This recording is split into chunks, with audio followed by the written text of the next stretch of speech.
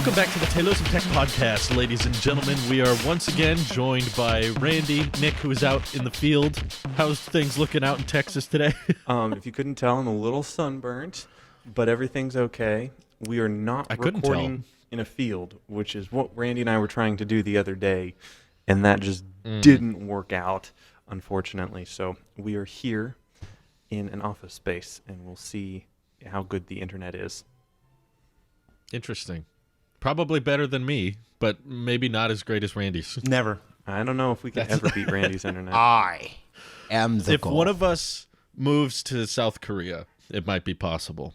I hear they have like multi-gigabit in Japan and Korea. So. But it's also multi-gigabit. South Korea, so... I guess we'll have to move there to find out. So it's nice.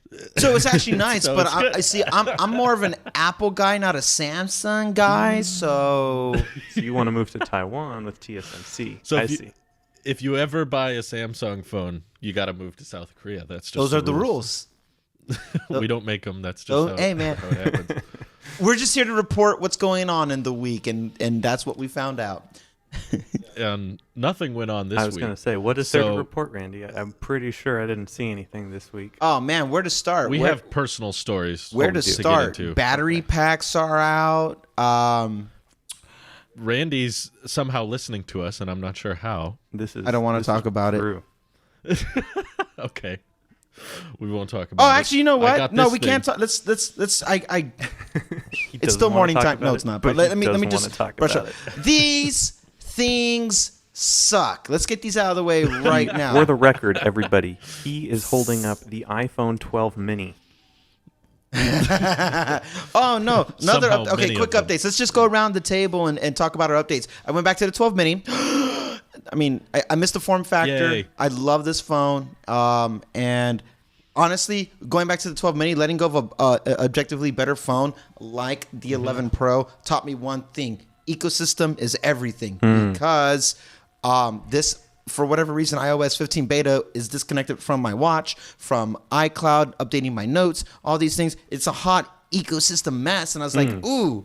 So I choose the ecosystem over dedicated product. So I went back to the 12 mini, and I'm happy because it's a beautiful phone, and it's my favorite size. But having that battery life and that camera, man, that was so cool. The green, the comfortable edge. If they made an 11 Pro mini, boom, that would have been it. That's the one. So wasn't enough to perma switch you though. I didn't realize how embedded in the ecosystem I am, how high that wall garden is, until I was at a complete disadvantage of, paying things with the Apple Watch, unlocking my car. The whole thing was just a hot mess. Like, I can't do this. So 12 mini it is. Okay, so 12 mini update. Let's go back to the AirPods Pro. I'm still on the 12 mini. I'm also on the 12 mini. You guys are great. But the thing is, we're back. If we don't have good, very, very high probability chance y'all are going to upgrade your phones this year. And if there's no video mode thing, I'm not upgrading. I just can't. That's your barrier to entry. That's. I don't think there will be. I'm gonna predict there will not be any portrait mode video. I like that. I like that. No, I like that because you're going against the grain. You just saved Randy $700, Drew. Good job. I feel like they have LiDAR now, right? And the A14 chip is crazy fast as is. If they couldn't have figured it out as of now, I don't know why they would have suddenly figured it out this year. Right. Yeah. It's like, only the A15 chip. Suddenly it's fast enough. Only with LiDAR was this possible. And we were talking about this time last year. Yeah. So the fact that they have introduced LiDAR and even brought portrait mode to FaceTime, you're using it right now. To me is evidence. Yeah, I turned it. It showed up in Control Center. I was like, "Hey, I'm gonna just turn that on because why not?"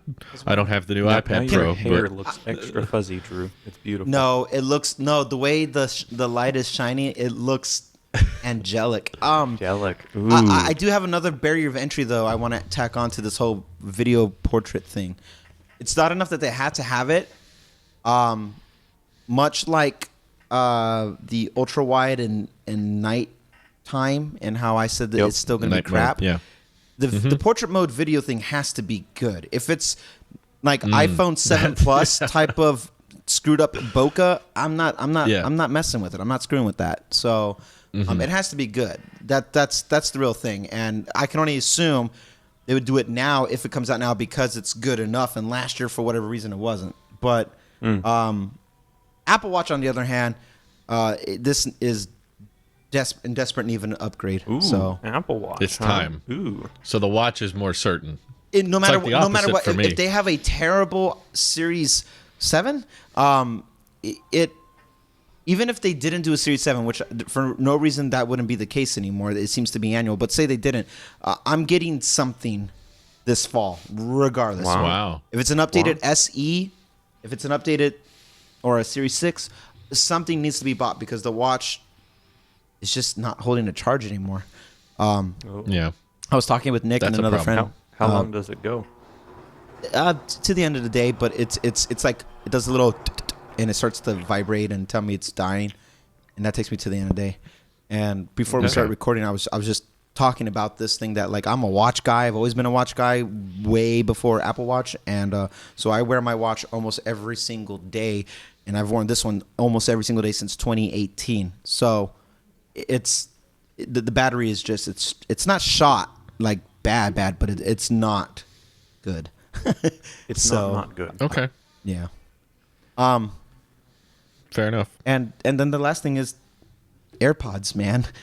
Yesterday it finally was too permanent to reverse. My left AirPod Pro is crackling, and it's constant crackling when it's in ANC or transparency. Any movement, specifically movement. If I go like this, turn my head, the whole thing. When I turn it off and it's just regular, it's fine. That's spatial audio right there. Yeah. So I tried it all. I turned off all the features, turned on all the features, tried it with different phones. It is the AirPod. And with it just being turned off, I'm like, well, this is an uncomfortable fit anyway. So I went back to regular AirPods because that's a better fit for me. And if I'm just going to have normal AirPods, then there you go. And AirPods themselves, AirPods 2 is objectively a worse sounding product. I hate wearing these things, but it's all I got. Had I known this was going to happen, would have kept the Beats. That's just... Really? Oh, yeah. Wow. Are you going to go get some Beats now, or is it too late? No, Drew. Randy makes beats. Yeah. He's going to build his own pair of Beats Buds. Much In logic. like Apple Watch, in less than 60 days, I'm buying something. If there's no AirPods 3, then I'm buying the Beats. Yeah, probably. Yeah. But AirPods 3 probably won't have ANC. Do you care? Or you just want a sound quality improvement? What are you looking for in the 3s? I use ANC as not like a gimmick, but I use it as a reminder to just appreciate it, and it is probably the best for value. Same thing with transparency. Actually helps me a lot. I can hear my wife when she's talking to me. I can pay attention to my surroundings when I'm at the grocery store or something. Transparency is more in use. ANC would only be in use if I don't want to hear people talk to me, which in this case it's just only my wife, so that's not going to happen. And planes, and I don't really fly like that. It's not like the deal breaker. So I care more about form fitting. So it's either Beats or AirPods Max. Ooh, Max. Huh? Going back to that. Have you seen them go on sale a couple times now? Third party, other places.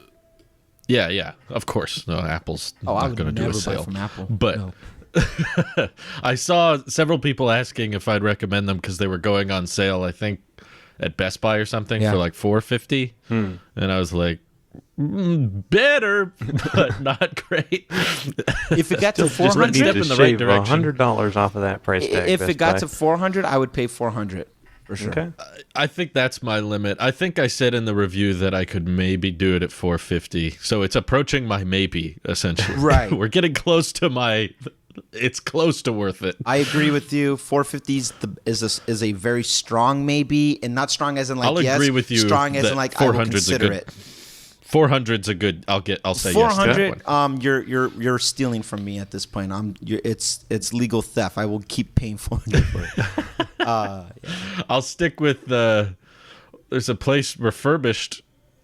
I just Googled AirPods Max sale, and the first result is on a website literally called Black Market. I know That's Black funny. Market. Have you heard of that? Yeah. How sketch are they? Not a sponsor. I bought a kidney there once. Oh, It's does it work? it's Did you have to return it? refurbished AirPods Max for $3.99. Those are ads. That's why they're showing up. Is they're paying Google or whatever. But I did hear about them. Oh, $4.55 at Amazon. That's what it was. It's not bad. And I was like, $5 away from maybe. That's so right. still no. Yep. $5 away from maybe. Not $4.50. $4.50 to have a maybe. A penny more. I'm not entertaining it. That's my hard cutoff. Smart. I hope Apple gives them a permanent price cut eventually, like they did the HomePod. That would be nice. Yeah. So when we designed this product, we thought that people would be willing to pay more money. But what we've decided is that we want to sell our remaining units.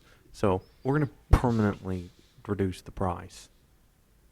Which voice were you Wow. doing? He never will do that. It'll go down one day and then they never talk about it. That's right. It's like the HomePod. HomePod. HomePod. AirPods Max has become the best-selling over. You can't say any of that. That's not true. The best-selling Apple over-ear headphone. There you go. AirPods Max When have you been go the to the best-selling Apple AirPods Store, Max. on the app, you will find that these are the best-selling over-ear because you don't And sell they're any of also the other highest ones rated. except Beats. We have 5 stars. It's amazing. So this means Randy is definitely buying a new watch and new headphones 100%. this year. Maybe not a new phone. Okay. That's pretty. That's okay. I'm going going to say probably not a new iPhone. Maybe iPhone, maybe MacBook. If the MacBook. Oh, Ooh, right. Oh, my MacBook. God. Gentlemen, excited it's about time you're we're making- here. I hope the podcast is doing well, Randy, because you got a lot to buy this year. You're gonna have a full shopping cart with the Apple Store by I the hope end the of 21. podcast is doing well. Have you guys left a rating yet? That might help us out. I haven't. No. Should I do that? It really tells our sponsors we're doing a good job. I was asking the viewers. Oh. Nick, you don't need Do to we leave have a review. those? If there's any listeners out there, Have you Probably left not. a rating yet? Probably not. Yeah. Oh my Need goodness. something, Yeah. but- Okay. So what about you guys? What are your definitives and what are your maybes? So remember how 2 weeks ago? I don't know. I think it was 2 weeks ago, huh? Because I was driving in the car last time. Yeah. We were talking about how I wanted more battery life, and then how that was really important. That is totally true, but I've gotten by a week so far with the pretty bad iPhone 12 mini battery. It basically means I'm always plugged into something. Now, when I went down, I'm in Starbase, Texas, looking at Elon Musk's big production facility for starships. It's in the middle of nowhere, like literally middle of nowhere, and because of that, there's no visible Verizon coverage there. Like literally, I get like 1 bar of LTE on like one dune as I'm holding it up with a coat hanger and my parabolic dish. Like With a coat hanger. it's bad. It's bad. So because of that, Darn. I switched to AT&T, and when I say switched, I added an eSIM line with AT&T, and I hate myself for doing that. But now I have 5 bars of 5G. So Wow. anyway, so Hey, because man. of that, my phone is running 2 radios all the time, which means it's always hot, and it's also really hot there in the weather-wise. And so anyway, it's been significantly terrible battery life. However, I've gotten used to just plugging it in all the time and leaving it plugged into stuff. So all that to say, I'm not sure if I will upgrade this year, just because I feel like I've gotten along just fine with it so far, and maybe I won't need a new phone this year. I don't know. How have those big... Well, first of all, before we get into this, Nick doesn't know I'm doing this, but he didn't ask me to do this coming out of left field. People need to watch Today at Starbase. No. For those who don't know. Yes, they do. Nick has been traveling to a new place, documenting everything going on in Starbase, and he's doing it all with the power of the M1 chip and the iPhone 12 mini using eSIM. So this is still tech related. This is exciting tech development. And Nick Talking gets about to slow put on tech his weeks. news reporter voice. Today, we are looking at the new updates. He's taking these amazing photos and posting them on Instagram Yes. of the Raptor engines being transported and the new tanks going out there. And I just think Nick has a new level of commitment and devotion to his craft that I will probably never have. So I respect his decision to take this risk, and I think it's really cool, and people should watch it because not enough people know about it, and he's still able to make time for the podcast, which I'm grateful for. And I'm also curious how this is such a unique perspective, because a lot of people like me and Randy are just sitting in our offices at home with air conditioning and lights, and we got to do whatever. And you're filming guerrilla style out and about in the wild, out of your car, editing everything. How has the MacBook Pro handled with battery life and the weather and those giant mobile batteries? And I know how your phone's handling it, which is apparently significantly bad, which is my new favorite expression. But I'm curious how the video editing and the brightness and like, how has it been editing on the most mobile system in the world? Honestly, I'm so thankful that I got the M1 MacBook Pro. Good. I do miss my cube quite a bit because I don't get to stare at my beautiful cube. I know it's safe at home, resting exactly where I left it. And actually, I've been networking into that a few times to access some hard drives and files and stuff. So it hasn't completely gone without use. But I went ahead and got rid of the 24-inch iMac and just got a M1 MacBook Pro 13-inch. And that was the best decision I've made tech-wise probably all year. Wow. I am, Good. I think, 60 days into this computer, which for Nick's computer... I typically don't keep is a lifetime. 60 days. I know it feels. I was looking in the battery settings, and it's like 20 cycles or something or whatever, and it said that I started using it on June 5th. I was like, wow, it feels like a long time ago. What? We're 2 months into this already. June 5th at 20 cycles in like 2 months is not that bad, actually. So like for literally until I left, I think I was at like 7 cycles or 11 cycles or something like that. From like you're averaging like 1/3 a cycle per day. Yeah, then. it was like insane. And granted, I was at my desk quite a bit of the time, and it was plugged in. So I rarely saw it go below 80% at home. But now I'm using the battery very, very heavily now. So I appreciate you asked, Drew. It is the best decision I've ever made. I know a lot of people say you don't really need a fan on the M1 MacBook Air, and I 100% agree with that if you're in air conditioning and if you're like 90% of people who do their work inside. But if you're inside. So Nick is editing. For those who don't know, Nick is editing in 100-degree weather. 107 was a couple 107 days degrees, and he's was running Final Cut. Yeah, it was. This man could not switch to Adobe if he wanted to. No, literally could not. The computer would explode. It would be too hot. I could not use Intel because then my pants would start frying like the bacon in the pan.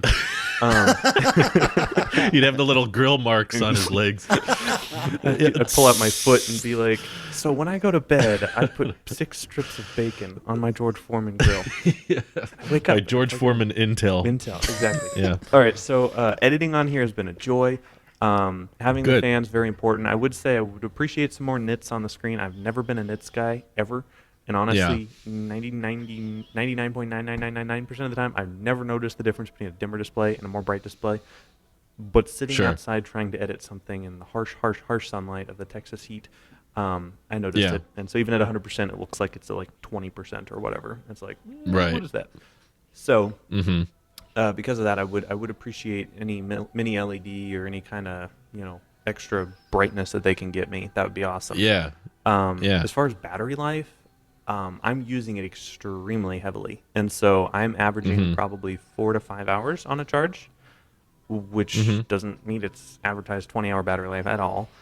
But comparing but you're probably 100% brightness and it's 100% brightness, 110 4K degrees footage. outside, editing 4K footage in Final Cut, the fans at 100%.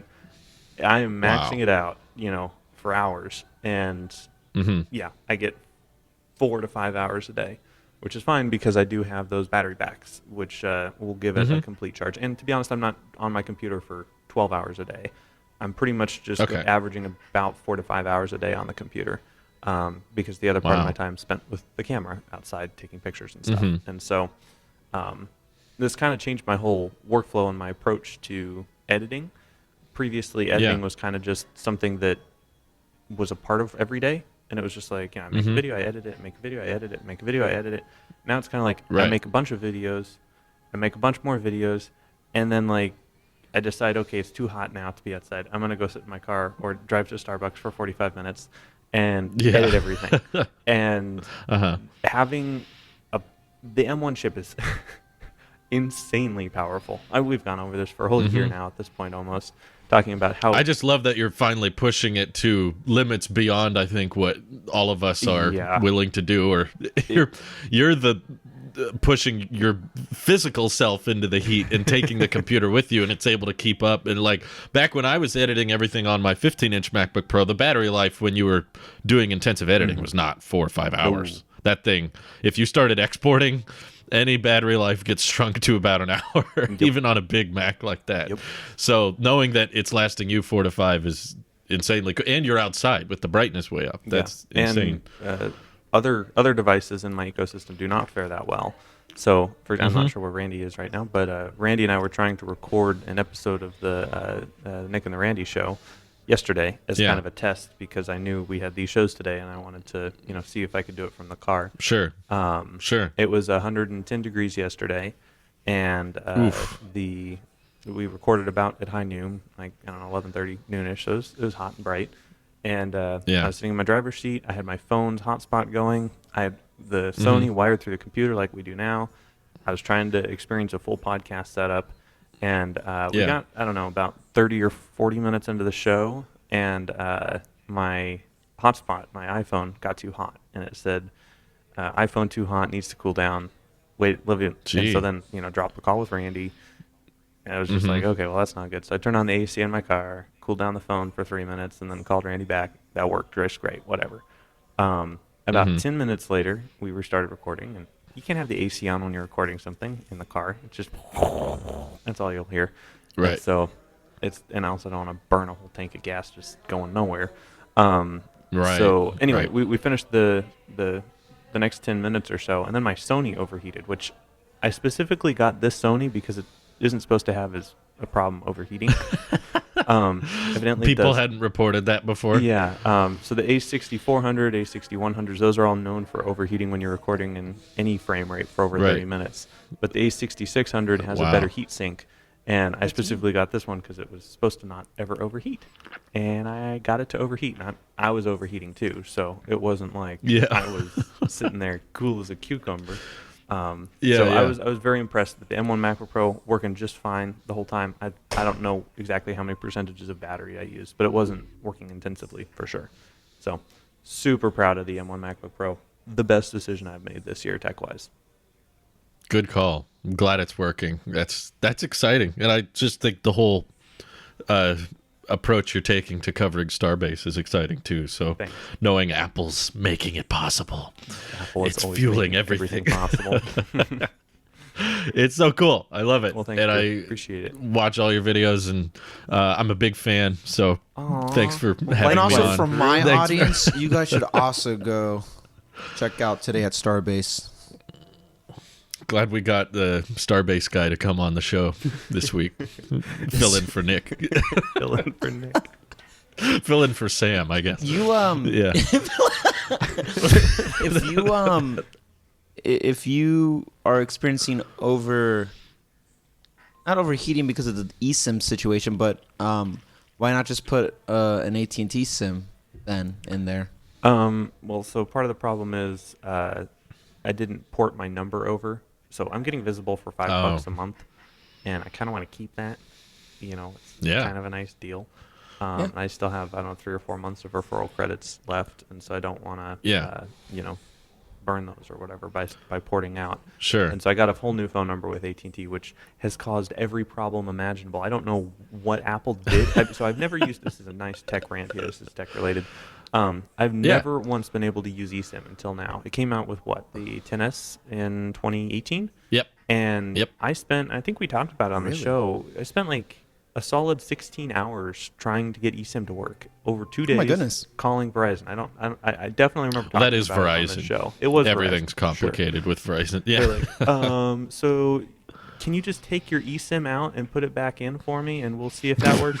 I'm just like, and I get it. It was literally brand new. You know, I'm sure the techs weren't trained on it, whatever. But it was just very frustrating that I couldn't get that to work because at the time I can't remember why I wanted. I wanted to move my regular SIM card into my eSIM so I could take the physical SIM out and have a lighter phone, and if I ever traveled anywhere, be able to get a local SIM easily. And so I know lighter by the thin little itsy bitsy little SIM card.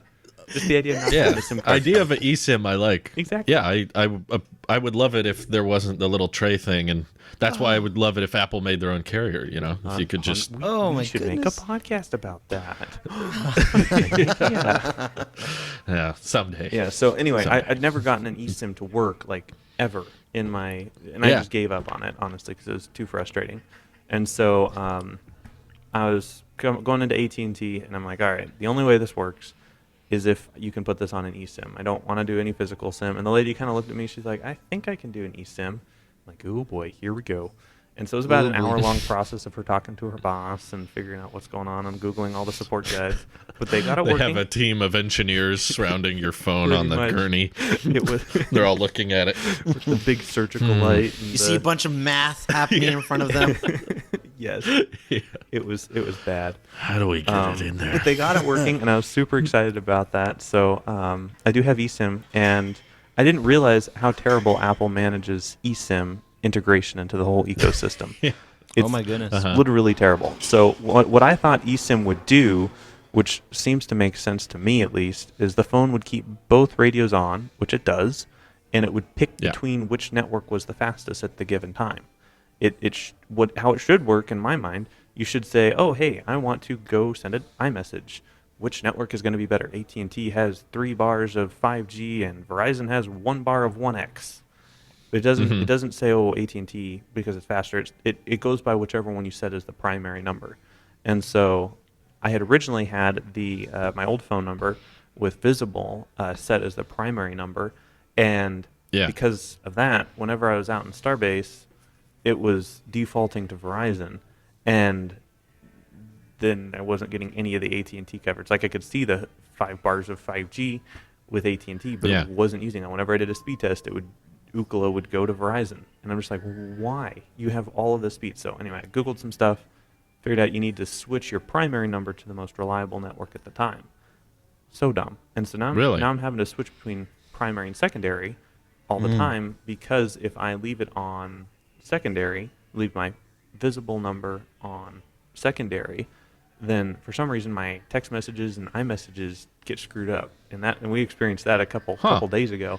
I don't know what's going on. It seems to have stabilized over the past 2 days or so, so maybe it was just switching it all over or something. But I had another bad experience with eSIM. I'm just like, seriously, Apple, like, this should be so easy. Like, you have two networks. Which one is better? Use the better one. Right. How hard is that? I've been on the T-Mobile test drive still. Oh, yeah. How's that going? I did not have those issues at all, so I don't know if that's a T-Mobile thing or if... I mean, to be fair, I'm eSIM... AT&T, for the record. I am not a fan of AT&T. They are an archaic network that is terrible, and 5GE is the worst. I'm not either. So I'm not advocating for AT&T, but that's the one that works. Go ahead, Drew. Yeah. There goes our sponsorship. Basically, T-Mobile and Mint Mobile are using the same towers, but I've been using a ton of data. Basically, I thought it was really simple that through settings you could set... I think the test drive app kind of encourages this, but basically you set your data to T-Mobile and then your texting and calls to your primary number, and that way you get all the data from T-Mobile, but you don't have to change your number or anything. They do give you a temporary number, but you don't... I haven't used it. I don't do anything with it. So I did find it weird that you were having issues with that transitioning over. I want to blame the carriers because I hate the major carriers, but at least my experience with it has been fine so far. And I know I'm using T-Mobile's towers because I've been using a lot of 5G and cellular data, and my Mint Mobile app still says I've used nothing. It's still on 0. So I don't believe if someone was thinking, well, maybe he's been on Mint the whole time and he didn't realize it. I don't think so. Either that or their data tracking is completely screwed up and letting me use as much data as I want. But it's going to run out in 6 days here, and then I'll remove it and be back just to Mint Mobile. But I thought, like, before you went, didn't you say that there were several Verizon towers in the Starbase area? So did that not matter in the end? So they weren't in the Starbase area. They were across the bay, about 5 miles north. Oh, okay. There were 3 or 4 towers. Gotcha. And it looked, so the AT&T towers and the Verizon towers, there's equal number. I think there's 3 or 4 of them up there, and they're both, right next to each other. And there isn't like an AT&T tower on site that I can tell. And so I'm not really sure why AT&T is a lot better, but it is. I don't know. How did you find out that AT&T was the one that was better? Were you talking to people there? I talked to a bunch of people there. So the first day when I pulled up, I ran a speed test. One of the first things that any good Apple sheep does as soon as you pull into a new location you're going to be staying at for a while, you do a speed test. And Amen. I ran the speed test, and it was struggling to even connect. And I was like, no, this is going to be bad. Yikes. And then I was getting 1.5 down and about 0.08 or 9 up. So less than a tenth of a megabit up. It was unusable. And I was like, all right, well, this is going to be bad. And so I tried a few different areas, wasn't working, tried a few more areas, tried my coat hanger, stood on top of my car, jumped up and down, licked my tongue. I did lick my tongue. How do you lick your tongue? I don't know how to do that. So, Nick, question for you. Yes, sir. What if it's not AT&T, but the GSM network is what's stronger down there? It might be. I don't. Because if that's the case, T-Mobile uses GSM. T-Mobile doesn't have any service out there. So I interviewed a ton of people. There are plenty of tourists and people walking around and stuff. And so, like, filmed them or just asked? No, just asked them. But typically I'd be like, hey, there's some 3 or 4 questions. people. They're trying to get a selfie or whatever. And I'll just hey, what's be up, like, man? Hey, can I just ask you, what kind of phone do you got right there? Cool, where are you going today? Where? Get out my Sony and a tripod and a microphone. And I'm like, all right, what cell carrier do you have? I was just imagining you being like, so what do you think of Starbase? Yeah, it's cool. What phone carrier do you have? AT&T. Do you have a spare room? Do you have running water? Is it clean? Do you have AC at your place? But funny. Yeah. So T-Mobile's dead there. Yeah, T-Mobile got 0 anything. Like the T-Mobile people I was talking to were like, yeah, it's just no service. And Verizon would at least say 1 bar of LTE sometimes and 1X some other times. And so, anyway, but AT&T, the people with AT&T were like, yeah, I'm getting 3 to 5 bars of 5G. And I was just like, okay. Which means what we need is to find an AT&T NVMO with a referral program, right? Literally, there are Does that exist? So that was the thing. So that first day, I figured out. Interesting. I think it was Sunday, I figured out that okay, Visible isn't going to work. I need to find something else stat. And so I was actually put my friend Scott on it because I didn't have enough internet to research stuff. Oh my goodness! So thank you, Scott. I know. Shout out to Scott. So he spent the evening researching. Hey, Jamie, go ahead and pull that up for me. AT&T MVNOs. Yeah, no, I kind of felt like that, but like I literally barely had enough data to send a text message, and it's like a 30-minute drive back to town, 20-minute drive to the nearest intersection with a stoplight, and 30 minutes into town, and another 15 minutes on top of that to get to a Starbucks with decent Wi-Fi. So like, I wasn't just gonna go drive somewhere to research it. Anyway, I put Scott on it. He came back to me. He's like, well, so there aren't many NVMOs, and the ones that there are with AT&T are very sketch, and so the big problem for me is hotspot data. So with all of my Verizon plans, like there was always an option to have unlimited hotspot. It would cost an arm and a leg with Verizon, but you could always have an unlimited, unthrottled hotspot tier. And that's what I was used to, and I was expecting to be able to get that with AT&T. Unfortunately, AT&T's most premium direct plan that they have with AT&T is 40 gigs of hotspot data. And I use hundreds and hundreds of gigabytes a month, and Right. so I was intending on having most of that be via hotspot, so I could use my real Sony and have a good connection here. Unfortunately, that's not the case, and we weren't able to do that. And so that just means I have to upload stuff from the YouTube app on my phone, edit stuff in the Studio app, and be a little bit more careful with what hotspot data I do use. But there were a few MVMOs that offered 300 gigs of hotspot data or whatever. But sometimes these MVNOs, depending on how sketchy they are, they don't even have a contract with AT&T. They just buy network time as a customer and resell it. And so sometimes they just go up. You can do that? Disappear. Evidently, I don't know. You should try to do that. However they do it, you should see if you can buy it direct. Network, literally a network. The literal Taylosive network. We're bringing 5G to Taylosive. 5G. What the other thing I noticed that was interesting when we lost power yesterday. Oh, really? My wife tried to work off my hotspot, and iPhones can receive 5G, but they cannot give 5G. Would it change? Like your hotspot is not 5G. Okay. Yeah. Right. It's a Wi-Fi hotspot. Devices. It's a Wi-Fi. Yeah. So it's not able to like over the hotspot carry the same 5G speed that the phone could get. I don't know. That I know of. I don't know. I've had really good experience with back when I was on an actual Verizon plan at my house that has great Verizon service. I would get about similar speeds. The ping would be significantly longer, but it would top out about the same rate, like 80, 90 up and down, something like that. I see. Okay. Well, never mind. This is intimidating a little bit, not gonna lie, because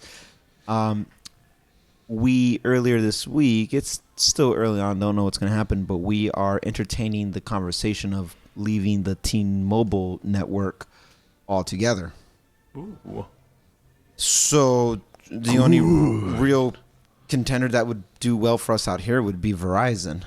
And may I introduce you to Visible? Actually, well, I mean, can I get as good as a deal as you? What? Can I get as good as a deal as you? You can join my party plan or whatever they call it. No, it's like aren't you on something If that's you know no enough longer people. offered? Like unlimited. So the way Visible works is $40 a month for unlimited everything. Yeah. With 5 megabits a second hotspot. That's Visible. There's no other plans. It's $40 a month, but if you get in a party, they call it a party, but basically you just sign in with each other's codes basically, but like they're separate billing. You don't even have to really know these people. But if you find 3 other Visible users, People do it on Reddit, right? People do it on Reddit and stuff. If you find 3 other Visible users that join the same party, then it's $25 a month for each person. So effectively giving you $15 a month. It's a $5 per person you add to the party, I think is how they do it. And then it caps out at 4 people. But you can have as many people in a party as you want. And so like my family, we have 5 people in our party. We're all paying $25 a month. Now, why I'm paying $5 a month is between some videos that I've made about it and bringing my whole family over, I have a bunch of referral credits. And Visible's referral credits are good for $20 a month. You can use one each month. So that takes the effective price from $25 to $5. And they only bill me $5 a month. And I have like the price of Apple Arcade. Yes. So, Randy, except short answer, way more yes, convenient. You can get the $25 a month deal very easily by either hopping on my family plan or Party Pay, what they call it, Party Pay, or going on Reddit. But to get those referral credits, you'll have to earn them. I shall have this conversation with my parole officer afterwards. How's Kika doing? She actually hurt her leg. No. He's limping around. Yeah. Well, That's hurt too is a bad. strong word. It's the leg that she had her surgery on a year ago, and she's been fairing that gee. leg a lot. So I put her on mandatory bed rest because Let us know if the vet has a referral program. she's gonna be stuck sitting down regardless for a while, because I don't know if I even told you guys this, let alone anybody. Once I'm done here today, I'm leaving today for the weekend. I'm going out to the boonies. I thought he was like, I'm leaving the show. I hate Oh, you. I hate you guys. No, I'm leaving. I'm going into think the I middle of told you. nowhere for the weekend, but it is very rural. Like, I'm not taking my car. Oh, I'll see you soon. You're not taking your car. Are you taking a horse and buggy, Randy? Mm-hmm. I might as well. I mean, anything with gasoline Combustion might as engine. well be as archaic. Save it for the Might as well be. podcast, Randy. Yeah, I'm interested in Visible. I like that it's unlimited. If I used a lot more data, I would be way more tempted to get them. Or if I was in a place where Mint was not reliable. Right now, I'm in a place where Mint works great, and I can watch 1080p video as much as I want. So it's not, compare 1080p is the cutoff. That's the deal breaker. Yeah, I could live with 480. To be honest, it's not. Because half the time I'm reading comments now anyway. If I watch a video, I leave it in portrait and then read people's comments. Some people are just funny, and I read through links and description. So I don't really need it to be even 1080p, but I just live in an area where the coverage is good enough to the point it's not been a problem. I probably once or twice a year I wind up in some weird spot where there's not Mint, but it's very rare. And the referrals on Mint let you go down to nothing, which is even better. So I like that aspect of it, but you at the end of the day, we all kind of have to mostly pick one or two carriers. So you can't have them all, but I have nothing against Visible, and lots of people seem to like them. So that's just another carrier that, If I had better signal out here, I would obviously stay with the GSM network, but it's just not favored. Really, what it comes down to is where you are, and that's kind of the unfortunate thing. Like, Randy, for the longest time, you're like, oh, T-Mobile's great, whatever, and T-Mobile is great in the cities, and Verizon traditionally for me has been really great out in the boons. What do they call them? Boonies. That's it. The boons. it's called Starbase. It's but called evidently Starbase, it's not great in Nicholas. Starbase, unfortunately. So Yeah. I gotta switch. Can to I AT&T. ask how much that AT&T plan is? Is it a bad value? Uh-oh. Okay, I know. I went You from don't have to paying say it. Never mind. $5 a month for my cellular service 500 to $95 a month for No. Wow. Yeah, it's bad. Oh, It's bad. Is that That is $5 pretty on bad. top of the? Is that? Are you No, it's including? $95 to AT&T plus any taxes and fees and whatever and plus my $30 sign up fee or whatever they Plus have. Visible as well. Oh. Plus Visible. Yeah. Okay. So oh my goodness. My goodness. I am. Well, Visible's not the problem here. That's Well, I just No. like. Is it 95 plus the $5 you're paying for It's Visible? 95 plus taxes, fees, and the initiation or setup fee or whatever plus Visible. It's terrible. Run, Nick.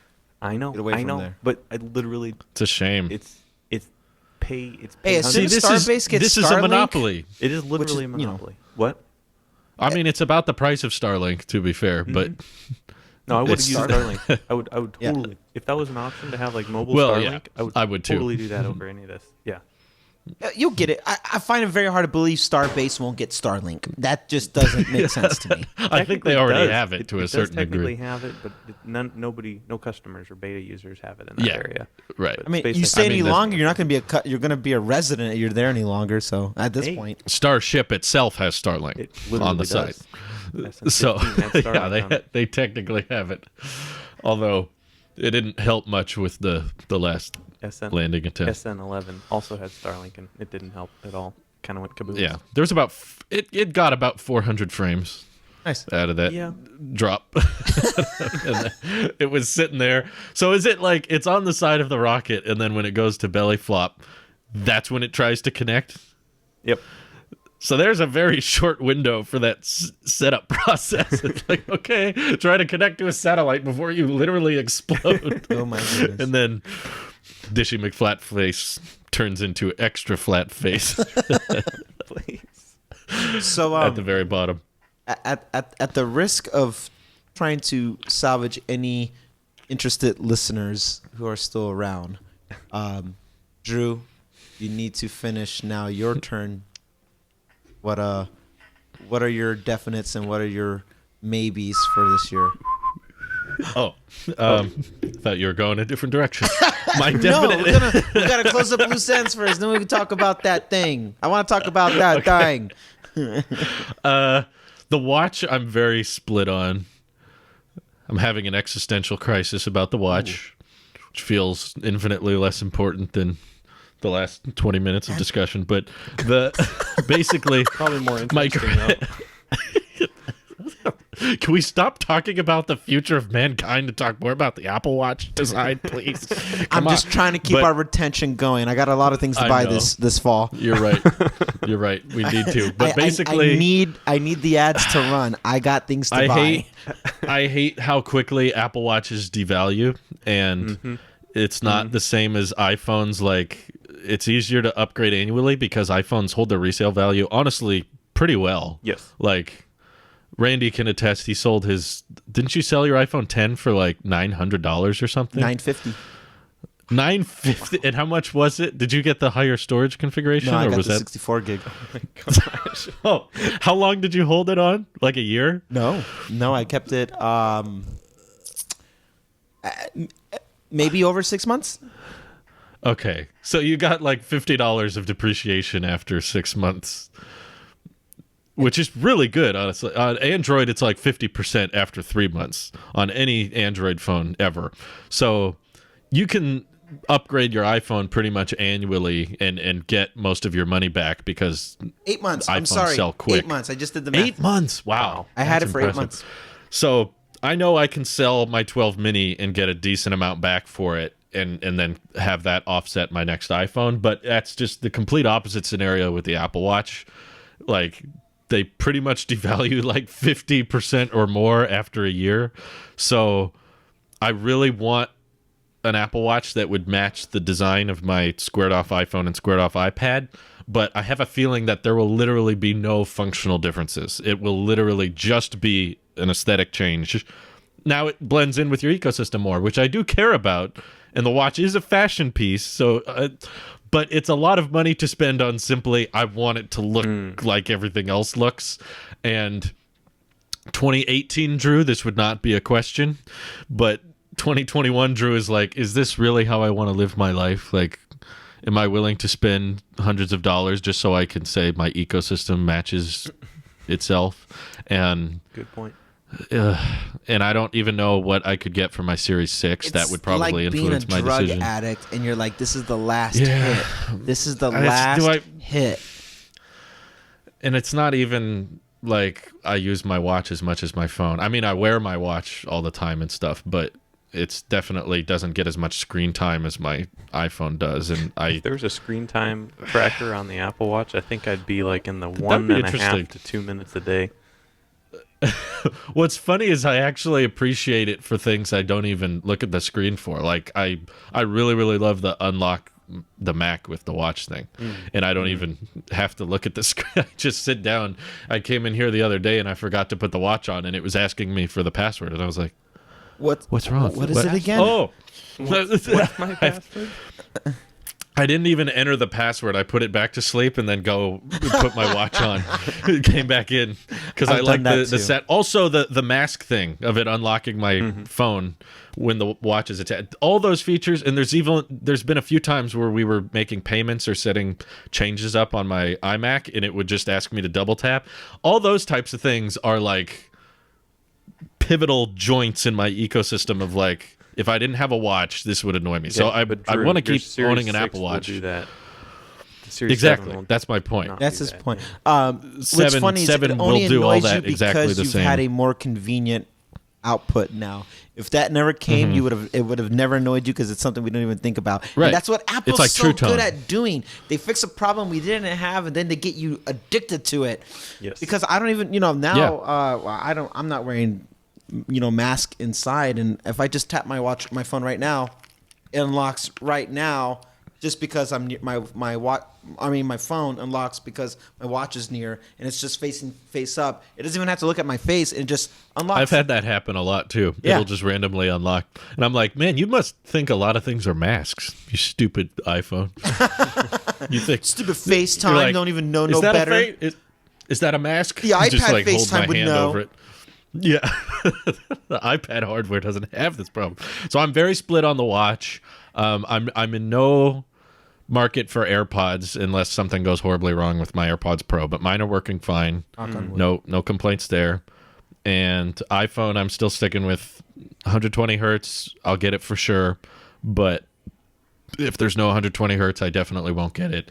And I'll just hold on now. Will there be 120 hertz on the Apple Watch? That would help. That would solidify it. That would be like, okay, now I'm getting the Series 7. But so that hasn't been rumored. Second. Touche, Nick. Tick so much faster. Yeah. I was just thinking, it does have an LTPO panel. Touche, Nick. Why can't it have 120 hertz? Guaranteed that's going to be a feature at some point.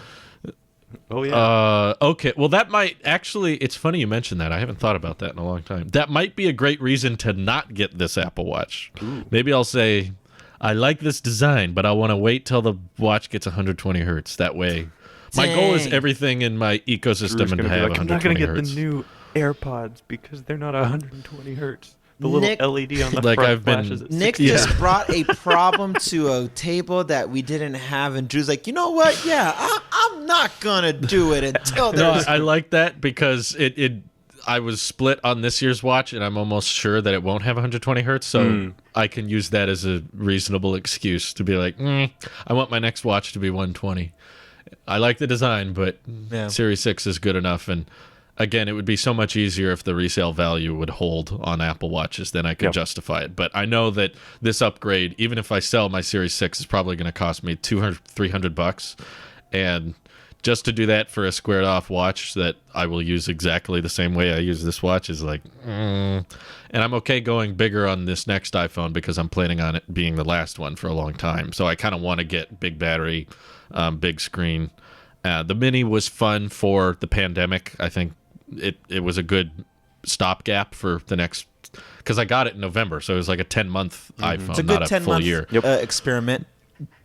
But I don't know how I'd feel if it was like 12 mini for many years.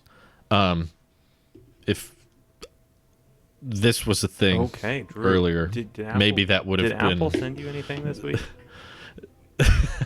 Not. Well, I asked for them to send it to it, but yeah. No, did they finally send it to you after months of waiting? They did.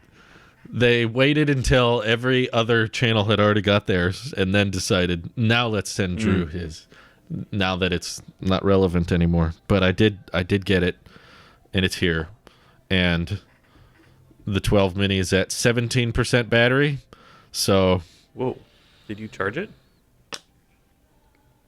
No, I didn't. Last night I left it uncharged because yesterday I was playing around with it the whole day and the phone was at 100% like all day. So I was like, well, I want to actually use this case, so I slapped it on the back, and now the case is fully charged. And my first dock of the day. We'll see how long it takes. 10 o'clock. That'll be easy to remember. About 10 o'clock. We'll see how long it takes to get up. Yeah, almost 10:09. Huh?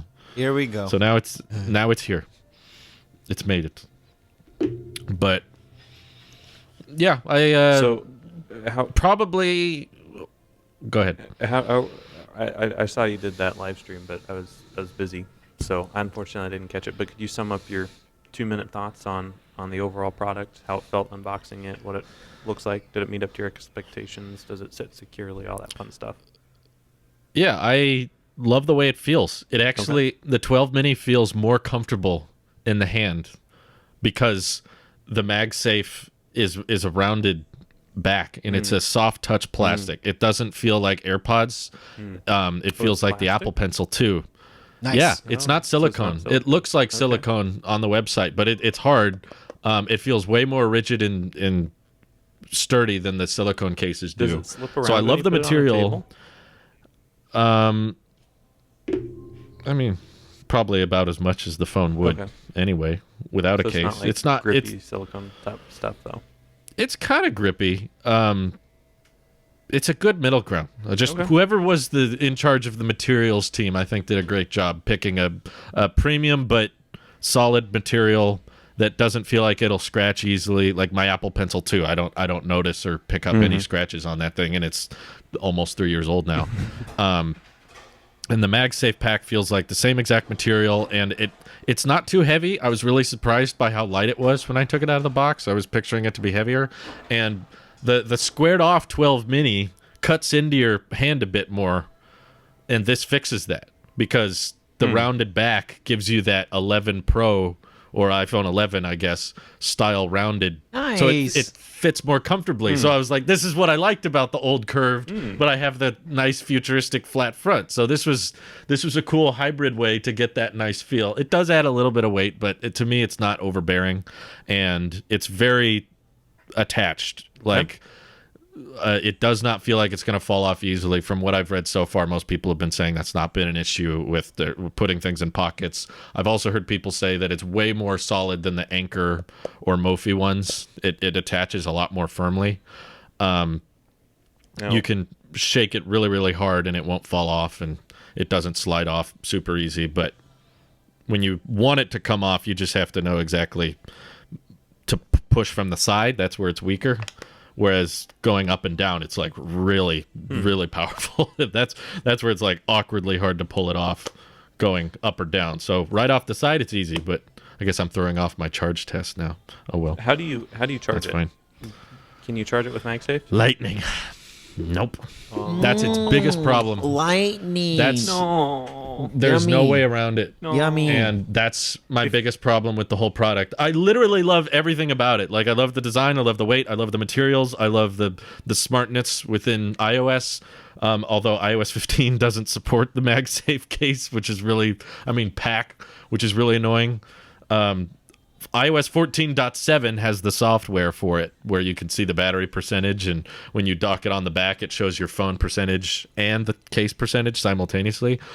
But the beta doesn't have it. What? I don't know why, but it doesn't. Like, it just shows up as an unknown accessory, and it just treats it like any MagSafe charger, which is really bizarre. But I do love how it feels, and the no inductive charging thing is. I'm debating whether or not it's a deal breaker, but it's definitely close. It's making me consider it because I hate the lightning cable. I've been against it for years now, and I want more things to be at least Type-C. But if we're going with MagSafe and stuff, like I bought MagSafe Duo, I bought the MagSafe Puck, and that's how I charge my AirPods. And I was ready to go all in on this portless wireless future. But that's the most confusing thing about this pack is that you need a lightning cable. So I appreciate that in the future you'd probably be able to reuse this that pack. You would use to plug into your MagSafe Duo. It's like you but only now need I gotta unplug my Duo. What if the charge Duo? the pack? What if the MagSafe Duo and the MagSafe Smart Battery Pack both came with USB-C? But then that would be the perfect. That would be wonderful. thing. That was my biggest complaint with Duo. It was like almost perfect, except that They're doing this on purpose. didn't have Type-C. I don't understand what their plan is here, because I totally believe Apple's working on a portless iPhone, and they've probably wanted one for a long time. And I've been ready for that transition, and I've been prepping myself and saying, yep, it's weird. It'll be different. Apple's going to tell all of you CarPlay people to buy new cars. I don't care. I'm ready. I'm ready for this portless future. This is what I'll adapt to because I'm the Apple sheep. But they just keep desperately making more accessories like this that are Lightning only. And if Apple did make a portless iPhone and you wanted to use the MagSafe pack, you would have to keep around a Lightning cable just for the pack. Well, and AirPods Max, you always need a Lightning cable, and those just came out last year. So but also for your Mac accessories, your keyboard and your mouse need yeah, Lightning and the too. Magic Mouse and the keyboard. I hate it because I don't see the point in having two reversible symmetrical ports that Apple helped design both of. I agree. And I just don't understand what their vision here is to constantly always have separate, because the Apple Watch has its own thing. Yeah. It's got its proprietary connector. Now the iPhones had Lightning for all this long and they were pitching MagSafe to it, but now based on their latest actions, I feel like they're not going to go portless and they're just going to keep Lightning around for years and not switch to USB-C, because that's not what the iPhone uses, but I guess the iPad can switch to USB-C. Now it sounds like the iPad Mini iPad Mini, Air, and the Pros will get Type-C, and just the budget iPad will have Lightning. So they're willing to transition it on some things, and they're going all in on Type-C on the MacBooks and the iMac ports, but then they still want the mouse. And so, like, is this future what Apple had envisioned, that we would all have two standards across everything and we can't have one cable to do all our charging? Like, maybe data transfer was a pushback, but then you would just have the Type-C form factor for everything, and if it's Thunderbolt, then it's Thunderbolt, and if it's USB, you have the USB. And I often, this frustration. I think about this enough that if Apple, they were in that weird period in 2013, 2012, where they were like, it's not ready yet, and we're designing it, but we need to do something now with it. And what would have happened had they just waited that one more year?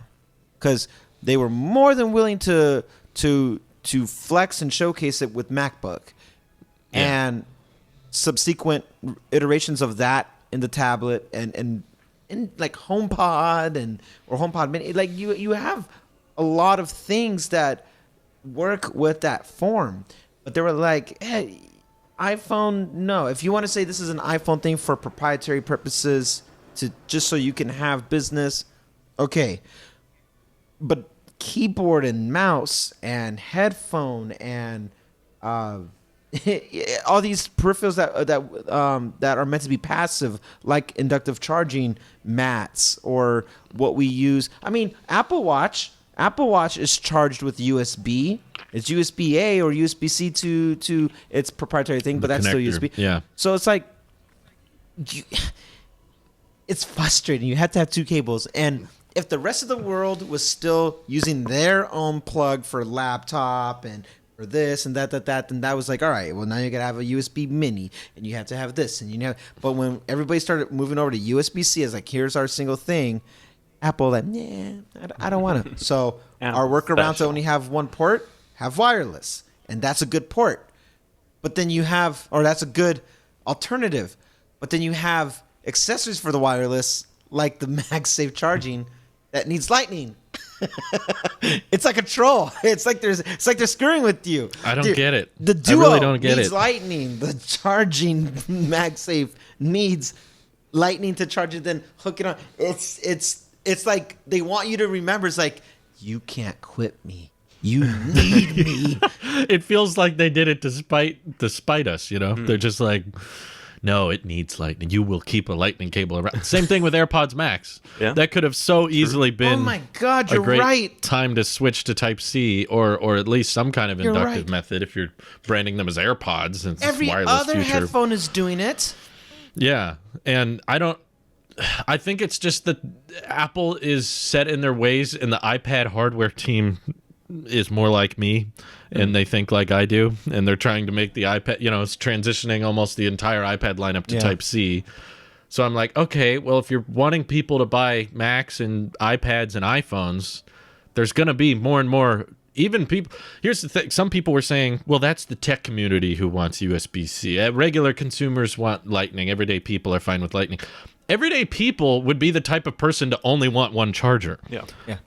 The tech community is the type that's okay having lots of different HDMI, SD card, Type-C, Thunderbolt, Lightning. We're the type of people that should be okay having different standards and XLR ports and all these different connectors. The regular consumer would be the one saying, why do I need a second cable? That's what I think average consumers are bumping up against now, is that the heavier into the Apple ecosystem you get, the more frustrating the standards become. Yep. Which feels like it should be like, if you're willing to pay enough money, then all the charging will be really simple and easy, and you can only take one cable.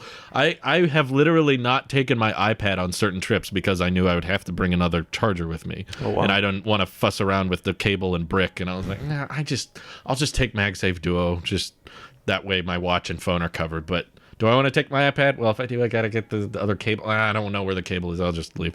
So it's that type of decision making that makes me think, like, I don't know. Am I too hard on Lightning? Should I be loving Lightning more? Should I, because Apple keeps insisting on this, should I just keep a Lightning cable accessible and keep the MagSafe pack? Or should I be mad at Apple and return this and say nope because it doesn't have inductive charging. I'm not going to do it. Maybe you're being a little hard in the sense that you can't let go of Lightning because of your Mac accessories, for example. There will always, and now your MagSafe Duo as well. You have to have at least one always, regardless. That's what you signed up with by staying with first party accessories, and and I feel that's a fair compromise if it helps the ecosystem, if it helps the user experience, if there's less, if it's a seamless switch on these things because we choose to use the Magic Keyboard and Mouse and MagSafe Duo, and if that is the trade-off to have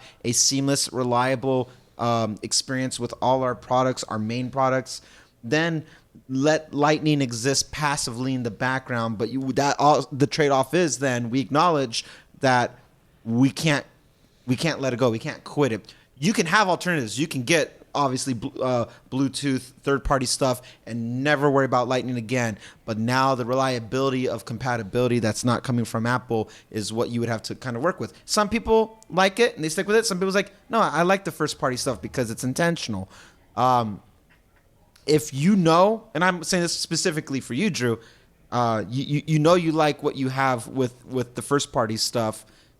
Live with it. You're not gonna. You can't get rid of it. And as soon as you accept that, just like you accepted the iPads today, the widget thing being taken, the sooner you accept it, that more at peace. This is another you will be.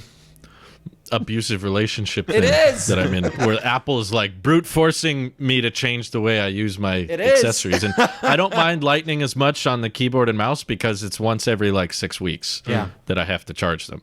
Whereas the MagSafe pack, I think, would be a lot more regular than that. So it's, or AirPods Max, those types of things you'd have to charge more like once a week or several times a week. And I can forget about the Lightning cable for my Mac accessories because it's so rare. It's literally less than 12 times a year that I have to grab a Lightning cable for those. But with the pack and AirPods Max and stuff, it increases the likelihood. And I just really wish I knew Apple's roadmap ahead, because if Lightning is sticking around for this long and they really don't plan on switching to anything else and they just keep supporting Lightning because that's what all our accessories use and we can't change it because that's what our accessories use, and then maybe I need to give up on abandoning Lightning and just have more cables sitting around. And here's my workaround, I think and I so recommend you try frustrating. this out. Keep a dedicated port open on your USB-C hub, or I have the Anchor USB-C like 24 ones that I have just plugged down here. I have one dedicated Lightning that's passive, and I tuck it away. I don't look at it. It's under all my cable management, and I pull it out strictly for charging the Mac accessories, or when I'm trying to juice up something that's a little bit. If MagSafe Duo is in use and I need to charge AirPods really quickly or something, then I use it like that, and it's still infrequent enough that I don't think about it. It's there, it's convenient, and it's extremely passive for me. So I have a dedicated Lightning in my office because that's where the Lightning would be used most prevalently, and you can have that just tucked away, out of sight, out of mind, and still enjoy your clean desk of wireless connectivity to the brain, which is the Mac, and then just have it part of your tucked away cable management.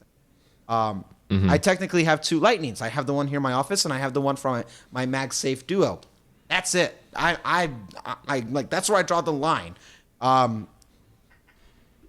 Oh man, I'm a liar. I'm a dirty, filthy liar. I have one in my Tesla. Oh yeah, You need Those are for my guests. You need a new car. This is the guest. That's for the guest. charger. Yeah, I kind of have that too. It's one way in the back on my iMac. That's the black Lightning cable the iMac Pro came with. I'm like, well, if I'm gonna have Lightning, I might as well use the cool one. Exactly. or There you go.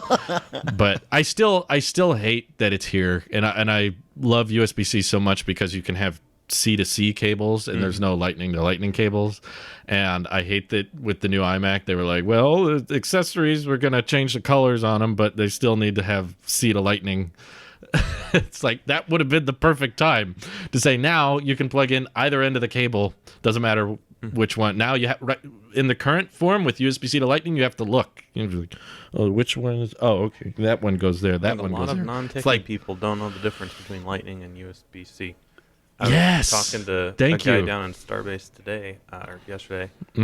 He was live streaming from his iPhone, and he had this little itsy bitsy lavalier microphone that was Lightning, and I was showing him how I have my setup with USB-C, and he was like, "Oh, so I just need one of these?" And I'm like, "Well, you also need a new microphone because Lightning isn't compatible with USB-C." And he was just like, "What?" And he like looked real close, and he's like, "No, they look like they'll fit." And he's trying to plug it in, it didn't fit. It's like, that's how life works, you know. That's what I think about too. Like the scenario when we were watching a movie in bed with my iPad and the battery got low, so my wife grabbed her iPhone SE charger and tried to plug it in, and I was like, "Nope, not that one. Doesn't work." And she was like, "Can we use the one from your MagSafe Duo?" And I was like, "Nope, we have to go get another one." And I was like, this is dumb. It is. And I don't think it's a tech community thing. I don't think it's a techie person. Oh, geeks want USB-C. Average consumers want Lightning. I'm like, no, that's a normal consumer. Everyone except for the company selling you cables. Everyone except for the company selling you cables wants to have the same cable.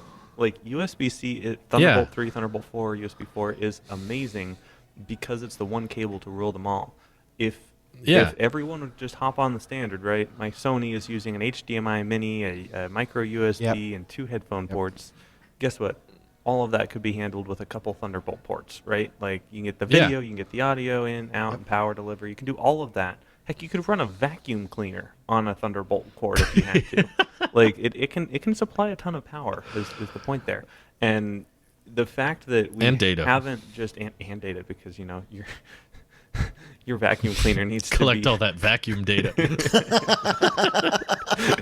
Yeah. It's just like the fact, though, that we can't all get on one standard is just showing you that there's a financial incentive somewhere for. And I know Apple's not making a ton of money off of their cables and ports. It can't be. But no, they are making some it's got to be tiny. They're making some money on it, and it's enough for them not to change, right? So if they changed, so here's the other thing: it's stickier in the Lightning ecosystem. So if you invest in a car charger, a home charger, and a desk charger, and one for the kitchen, then that's how many I just said Lightning cables that you need to have. But if those were USB-C, you know, maybe one day when you're considering whether or not to switch to Android or stay with iPhone, that would be a little bit of a consideration to say, oh, I'd have to buy all new chargers if I switch to Android, And I get that it's also the same problem when you want to switch to iPhone if you have a bunch of USB-C chargers. But I think that Apple appreciates the stickiness of that a little bit. And I don't know how many people that stopped from switching, but it can't be zero. Yeah, it's hard to know. But to me, it's hard to think that's the reason when they're already switching things to C and already embrace, like in their ideal world, you have a MacBook, you have an iPad, ideally a larger or newer iPad like the Air or the Pro, and soon the Mini with Type-C.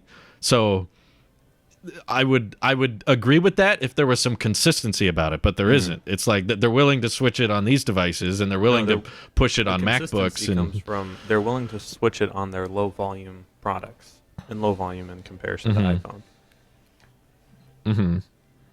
I suppose, Lightning AirPods. AirPods are high volume. I'd imagine they've sold more AirPods than MacBooks this year, and so that's Lightning. You know, iPhones way more. Yeah, Lightning. That's a good point. Apple Watches, Lightning. Or USB-A. I think it's dumb. Not USB. I still think it's dumb that when the charger and the phone my wife uses is from Apple, the iPad is from Apple. Oh, 100% it's dumb. It's to me catering to it's catering to someone who doesn't buy a Mac or an iPad and just buys an iPhone, and that's it. And it's like, okay, it's easier for that market, but it's not easier for the market of people that are spending more money on our products and are more ingrained into the ecosystem. it would make more sense to cater to the people paying more and saying, no, this is one of the perks, this is one of the benefits. And like, I know that the average consumer might just not want to buy a new cable, even though iPhones probably come with USB-C cables if they switch to them.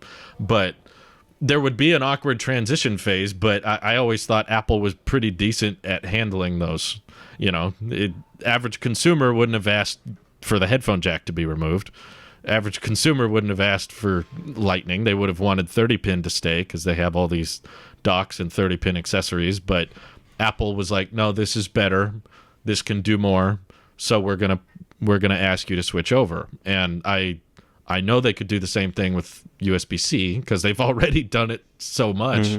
It's not like it's a brand new port like Lightning was. Yeah. And there's already an ocean of Type-C chargers and cables that Apple sells that we're using. So I feel like it's not even as drastic as a transition because there's already a bunch of stuff in the ecosystem that needs it. So I know what I want, and I have seen no effort on Apple's part to move in that direction. So I think the future just involves everyone having to pack several cables, and Apple's not going to go portless because they're worried about the backlash.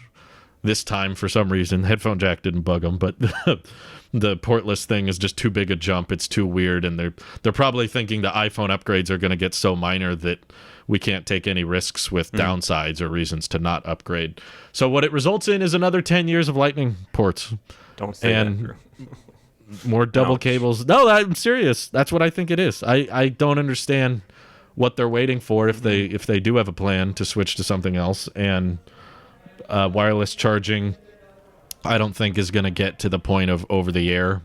I know people keep thinking, well, one day it's going to take decades, I think, for that tech to be safe and provable.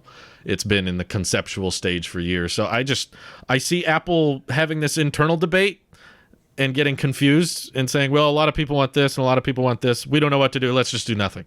And they just keep Lightning for a decade now. So that makes me sad. I blame leadership. Annoyed. I blame leadership Me because too. there's inconsistencies that's happening. Separate level. You mentioned the iPad team being more like, no, let's get USB, and iPad teams not even iPad team within software and hardware don't seem to be eye to eye with some stuff. But iPad with iPhone with Mac. Nick brings up a great point about like the things that sell the most use Lightning, and so there's a financial thing there that part makes sense. But regardless of the money part of it, if you're trying to unify the vision when it comes to these accessories or specifically these cables, it ain't there. It's not there, and I blame inconsistency at the top level, whether be it CEO or COO or whoever's in charge of hardware accessories, which I would assume is hardware then. Somewhere right there, that conversation is not saying, yes, this is fine across the board, because someone's saying, hey, but look, we're selling a lot with these things in Lightning. It equates up to 10% of our sales when it comes to these products, and when they start to fray and blah, blah, blah. It's just... And I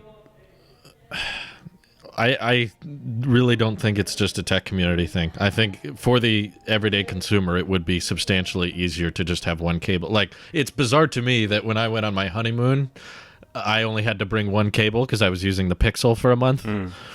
But if I would have brought my iPhone, wouldn't have worked. I would have had to pack separate cables. But I, through Type-C, was able to charge the iPad, laptop, and the Pixel all through one charger. To be fair, whenever you were using the Pixel, your state was literally on fire. So, is there a correlation there? Possibly. Yeah, they switched to USB-C. Well, they haven't switched to USB-C, and it's still on fire. Oh. So it's not. This is true. I don't think it's correlation. maybe it'll go out if they switch. Maybe there will not be fires if they switch to Type-C. There's no proof that won't happen. So I'm just saying. We'll be using less energy, but because USB-C is more efficient than Lightning.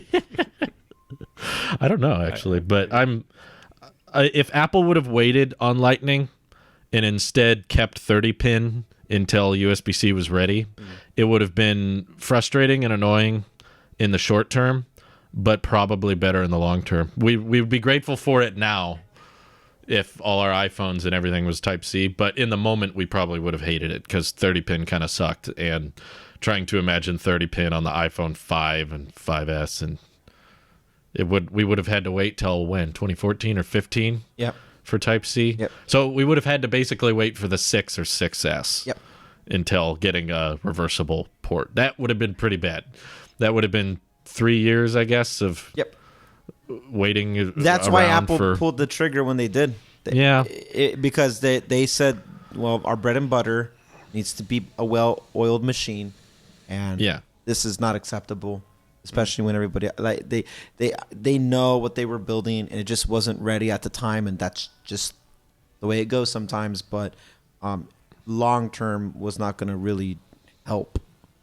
But I would have appreciated more movement on it once Type-C was announced and Apple started switching to it. I think there's a better way it could have been handled, even if they wanted to keep Lightning. iPhone 7 would have been a good transition period, and if not, this whole new form factor, the next gen iPhone when they came out with the 10, would have been like, oh, the special edition series with a special port. Like around there, iPhone 7 or iPhone 10 the next year would have been the best time to be like, boom, here we go. Because now that would have been 2016, 2017 that would have happened. And that at that point, you would have had enough time with USB-C being rolled out everywhere. Not just within MacBooks, but it was rolling out for everything. So now people had time. It's not foreign to them. The port was something people were getting familiar with. And when I think about it, I think 2017 was ideal USB-C time for everything, because that's when everything was marketing that with Lenovo notebooks and Chromebook this, and everybody was like, we have USB-C. Hey, so do we. Here's the port. That would have been the time to do it, for sure. So they didn't. What does that mean? Never? The next gen, not as in like next year, but when we get the next new form factor in another 10 years. Slab of glass, no stainless steel. Something. You get fingerprints on all the sides. Type-C won't fit. Well, people were saying Lightning's better because it's a thinner port, but they put Type-C on the iPad Pros, which are the iPads are thinner than the iPhone is, so it's kind of a stupid. Very. I mean, it makes sense if you're trying to back reasoning. The argument. If you're like, oh, Lightning's better, so let's find reasons why. But like, sorry, no. USB-C is better in every measurable form. Yes, but they don't care. Unless like Lightning was able to transfer better, stronger data, which it doesn't. But if they did, or if they were doing Lightning to Lightning, I would feel more interested. Like they're trying to improve Lightning and make it more practical and make it more functional. Like if people are saying it's for the made for iPhone program or whatever, it's so they want to make more money, then why would you switch to the iPads in that case? Yeah, that's the only reason you do that is to lose money on your made for. So I don't think it's for the sales of the Lightning connector. I think this whole thing is it's a fundamental roadmap dilemma. But which Apple is why we'd rather found, focus on Starships now, because at least that part makes sense. Apple has found a ton of ways to make me really like something and then just have one cataclysmic major flaw with it. And that was MagSafe Duo. That was the iPad Pro. That was the MagSafe Pack. There's all the AirPods Max.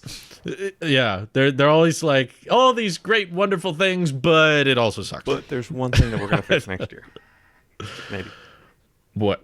Whatever their cataclysmic problem is. Oh, one fixed thing, yeah. So now I know what they can do for MagSafe Duo 2. And or whatever. MagSafe Battery Pack 2. And AirPods Max 2. iPad OS 16 can just be Mac OS. Pretty much, yeah. I'm sad, and I don't know if I should return it or not. I can't decide. Ooh. Okay. Have you used it? Do you think you'll use it like on the daily? Because like you're pretty. I mean, okay. I guess you've gone out and about a little bit more, but like over the past year or stuff, like you've been pretty much desk ridden, right? Like you just have it on. Yeah. You don't even use it when you're working, right? So it's just pretty much on the charger all day. So, do you think that's going to change for you? And will that battery be a little bit more useful for road trips or whatever you're doing? I think so, because we are planning a lot of different trips next year. Okay. As things have opened up, we want to go visit all the places we were going to visit in 2020. And I So Starbase. also plan on using, exactly, everywhere. I plan on using my phone more on trips and navigation, and it not being desk-ridden. So I'm just also thinking to myself that my Pro Max probably won't need the pack, right? Like, it won't be as in need of an extra charge because the battery life on it will be so good. So that's making me think, well, maybe it's kind of pointless. So I don't know. I'm still torn on it.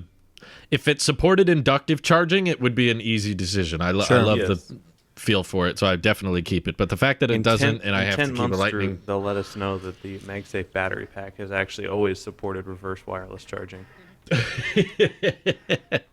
They'll unlock it via software later. I wish they would do that. That's now. funny. That'd be nice.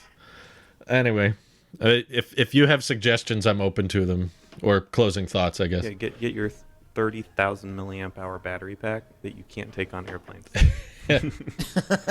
There's an idea. There's an idea. Yeah. It has USB-C. Fair enough. I like it. I like it. All right. Well, thank you all for listening. Thank you all for watching. Hope you have an excellent rest of your week. Take care. Have a good one. Bye-bye. Bye.